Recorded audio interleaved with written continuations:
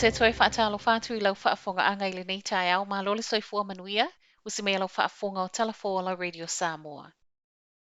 Wa iai Lagona wa faiesea, ona ole le whai o le tui. Na mawalawa no o Talafo e tala no ai se tasi o ainga Samoa au kilani, e le o fina ngalo e whaailoa. Wa Lagona le faanoanoa ona ua fua uma au nanga tau le soifua maloloina, I le ai o ni o lato tui pui pui o le Koviti. Ai ua le whaamua molta mai titi mai tinga ina. I whaamtalangal tina o le ai ngai le I mawhaiona tonga fitialo nata le I ele au whai ngā lue ngā le ambulance to tono lo lātou whale, ona ele I whaio lātou tui. Ma ole ana au mai whai to tono le ta avale ma le whaamtalanga, ele mawhaiona tonga fitia I to tono le whale, ona le pui puingo le au whai ngā lue ngā mai lea ainga. Ina ua taunu watu le whale mai midol moa, e ui le sui o le lano le atali ina Vaaiga. O le alava sa whaamua mua uma siaki ma fesili whaatatau I le pui puinga mai le Koviti, ona ole le whaio tui. Tusa ma le lua vaiaso tālu ai lea nau o ai lea ainga I mirol moa, ma ua whaatusa tusa ele tina ua sui I lana mai tau. I lona tali tonunga e le sao, pe a fua I whaasala laungolo o sawitua, o le a lea a fia le anga va o tangata lau tele I au nanga tau, iei au nanga tau le soifua maloloina, ona ole le whai o le tui. E le ngata I leo le ave o le whaamua mua e faiesea ki o le Koviti, ai muli le mafua anga nā lai o no o atu le whale mai. Ma ina ua tāpai talafole so upo le St. John's Ambulance, Beverly Zay lungo le telefoni. Na ia te ena ia tu o inga mawha ai loa. E leo iei se mea o sui au nanga ambulance e pe ona sau le media release o le aso lulo le vaiaso tālu ai. Ai mai le whale mai middle moe pe ona tali mai le emaili Dr. Vanessa Thornton o le Clinical Director Acute Critical and Central Services e le o iei se tūlanga whaapea. Mana te ena fo I le pule sili whaamtalanga, ana le fo I mai lava siake o le Koviti e neka te vole atali iti ngā ina na sulu atu tusale malaitu la talo na vaatali. E leo o anel fo ma I e vaai.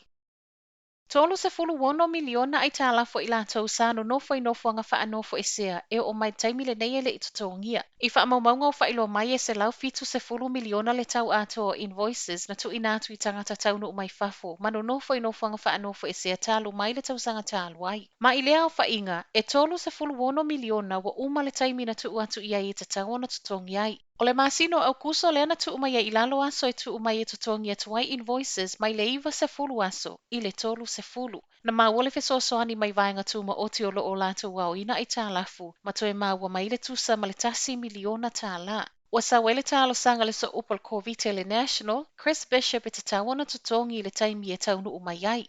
O le system fo I o loo whaonga I na le taimi nei e tali tonu le so upu e le ma e tatau I le malo o na tuli loa tangata o loo nofo aitalafu. E ono fo ia o ngā tūlanga lua I le tausanga fōu, matui o le Koviti.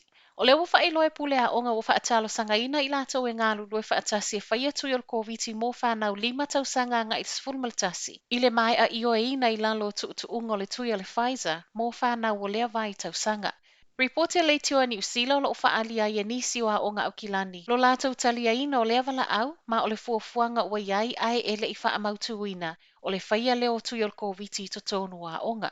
E tali tonu fo le presidente o le Auckland Primary Principals Association, Stephen Lethbridge, o le to atele lava wa onga tūlanga lua, o le lango I lea fuafuanga. A ona ia ai le asosi le tatawana whai o tui pui pui o whanau wa onga nei, e le o sui ai le ai o se polo a inga a mea e le mawhaiona alu atu I le aonga pe a le whaia le tui. O le masino Januari le uwhailoa mai e ono o atu I ai wa mawhaiona whaia I tua I aonga tui mō whanau I lalo le se fulu lua tausanga. Gaoia courier van se lua, ma le silia ma le lua se lau puzzles I Hamilton e Matauranga.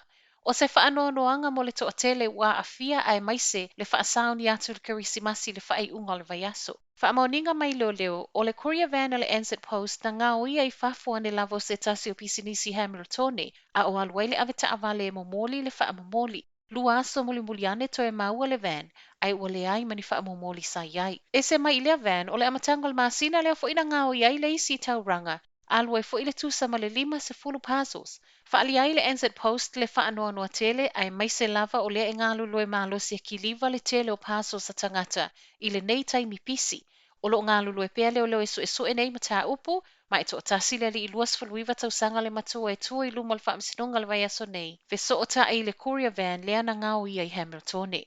Whaiu atu se vainga I cases o le Koviti le whaiunga o le vaiaso, O le aso toʻanaʻi na whaamawina i le tolu se fuluiva community cases, ma le isi toʻawha whaopopo o cases Omicron i totonu o nofoaga faanofoesea.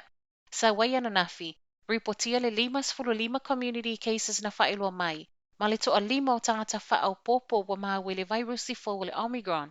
E o mai le taimi tu whaat se telefon tae au, ua se tolu cases o le Omicron o lo i totonu uma o nofoaga faanofoesea. O tala nao i tae au, manuia lam tango le vaiaso.